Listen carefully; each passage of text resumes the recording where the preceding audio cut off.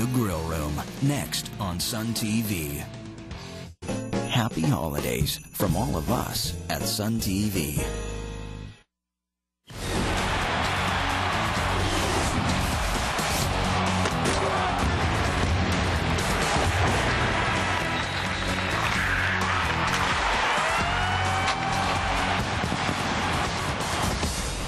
Bad boy, cowboy, and birthday boy tonight in the Grill Room. Talking louder and louder so we get your attention to you. Good evening. Welcome to the Grill Room. I'm Jeremy John. Tonight we're going to look at the divide between the owners and the players in the NBA. We'll look at Terrell Owens, who seems to be enjoying himself. The Eagles are losing while he's spending his birthday with Paris Hilton. And I'll ask the guys if Ron Artest is deserving of his image or the trade that he's now demanding. Plus, as always, we've got your emails coming up. Now to my special guest, Raptor guard Jalen Rose. Love to have you in the Grill Room. Thank you, thank you. I want to ask you, checking out your website, you're one of those guys who doesn't sit back during the off-season. You're always doing something different. You've done film reviews, you've done music reviews, you're on magazines. What are you going to do when you're done playing basketball? Wow, I try to be a Renaissance man. I think I want to try to be an executive or a coach or work. I got a lot of experience in the media or working in the NBA finals and things of that nature. So right.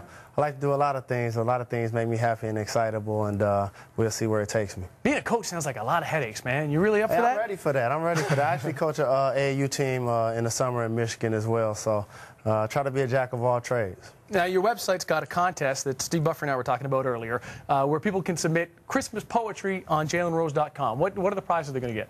Well, I can't tell you the prizes, but it's going to be something special. A lot of times when people go on websites, it's the same old, and athletes don't interact with the fans. So since it's the holiday season, I want to do a holiday poetry contest to get some interaction with the fans and obviously get some great poetry. Now, no age restrictions, so I can enter as well? No age restrictions. You can even get in. Well, I mean, look at that. Well, you'll see my poems on Thursday. We got a little contest of our own. It's called the Name That Team Contest. We want to see if you can pick the 23 guys who will be playing hockey for Team Canada in Italy. Top prize is right there. It's a Dell 42-inch plasma TV. Enter for free at slam.canoe.ca.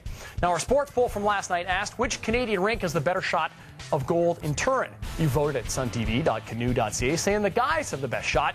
Tonight's poll asks which Canadian city should be next to get an NHL team. Hamilton, Winnipeg, Quebec City, or a second team here in Toronto. Vote at suntv.canoe.ca. All right, Jalen, let's go meet the panel because our headline tonight, would you trade for the NBA's bad boy, is next in the Grill Room. Now, Steve Buffer had a question for you earlier. He was saying that his arm gets tired when he's doing interviews and wants to know if you can scooch down next time. Well, this SunTV program is brought to you by Bud Light. Smooth all the way. Everything has to go at United Furniture Warehouse. It's an emergency year-end liquidation. You've never seen prices like these before. It's on through this weekend. Everything's got to go. United Furniture Warehouse.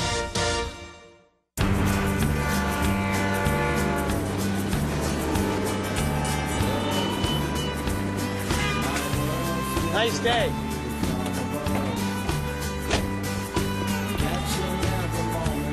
You want one? Just kidding. That was weird.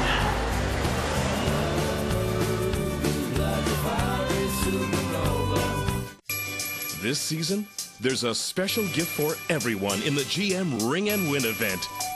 Just push the OnStar button. You could win your all-new GM vehicle or instantly receive a credit of up to $10,000 off your purchase or lease. Now that's worth celebrating. But hurry, before the Ring and Win event wraps up. Drop by your GM dealer or retailer today. Giving you more value this holiday season. That's the GM commitment. Everything has to go at United Furniture Warehouse. It's an emergency year-end liquidation. You've never seen prices like these before. It's on through this weekend. Everything's got to go. United Furniture Warehouse.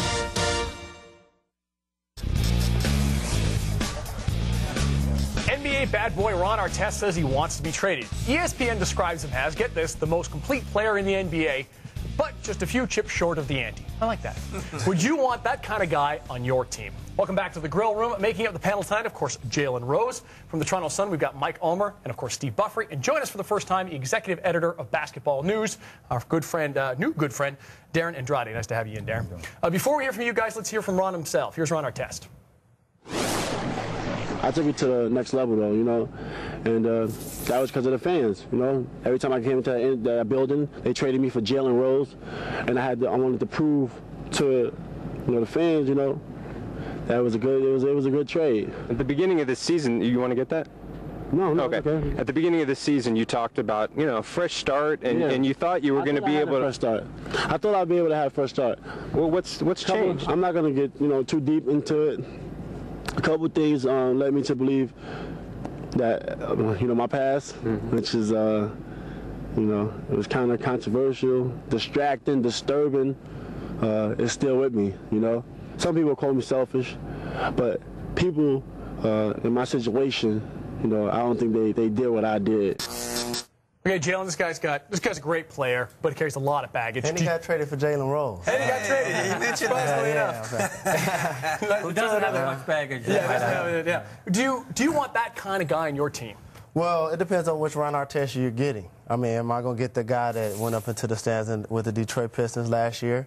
Am I going to get the guy that we've seen flashes of him being able to produce, but not over a whole season? He hasn't proven over his career that he can perform over an 82-game season on the floor as well as off the floor and as well as with the camaraderie with his teammates. So that remains to be seen, and I'm still looking for that. So it's more than just being Defensive Player of the Year. Darren, you're the GM. Do you want that guy on your team? I want him on my team. I think he brings so much to the equation. He's a two-way player, and the fact that he can score so much while playing at the defensive end, I think he can set the tone. But, I mean, at the same time, you got to have people in place to keep a guy like that in check. I mean, I equated to maybe Jackson and Dennis Rodman back in the day with the Bulls. But they're doing that now, though, don't you think? They probably got this guy well insulated. They know what happened in Detroit. They're doing everything in God's green earth to keep this guy, and they've finally given up on him. And they know more about him than anybody else. I think the best thing the Pacers could do right now is to trade him, because you give the guy a fresh start.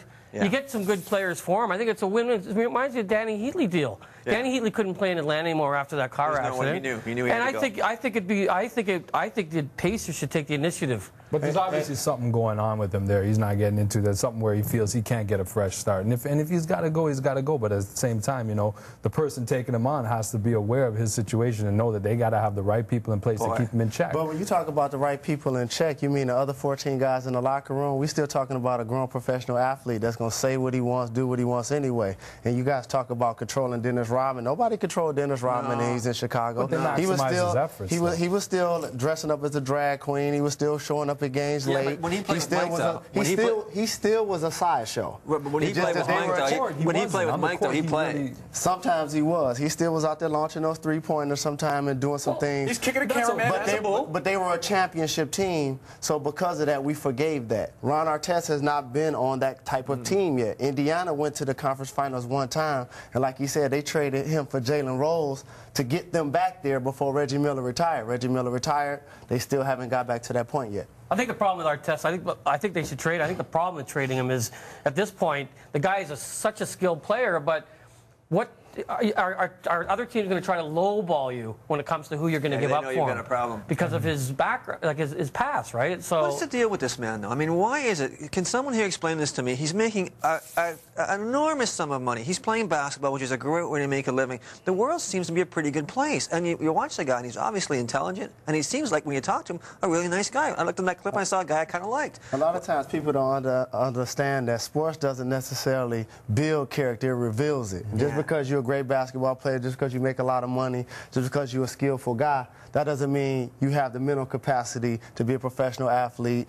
and deals with everything that comes with being that. And he's shown that he hasn't been able to deal with that responsibility. Once he crosses that line and says that he wants to be traded, he's going to be a distraction the rest of the year, is he not? Like, and his teammates aren't going to be thrilled about it. What does that do to the team? Demanding a trade, what does that do to this team? Well, let's talk about the team. Let's talk about, when I see that highlight of him running in the stands, I see Jermaine O'Neal in that fight. I see Steven Jackson in that fight. And last time I checked, they got suspended too. So how do they feel when now a guy that we waited all last season for to come back, we made a playoff run without him, now we welcome him back into the fold and give him that fresh start. Now he doesn't want to be a part of our team. Well, that's a disappointing. But a lot of it is the coaching. He doesn't really like playing for Carlisle, right? He finds it a bit. I mean, Carlisle's not exciting. He's not enough. He's not like they don't play a particularly entertaining game. That's part of his argument. The quote we didn't catch was further in that interview. He said he's a good coach, but I can't play for him. Well, but you saw Jermaine O'Neal's reaction.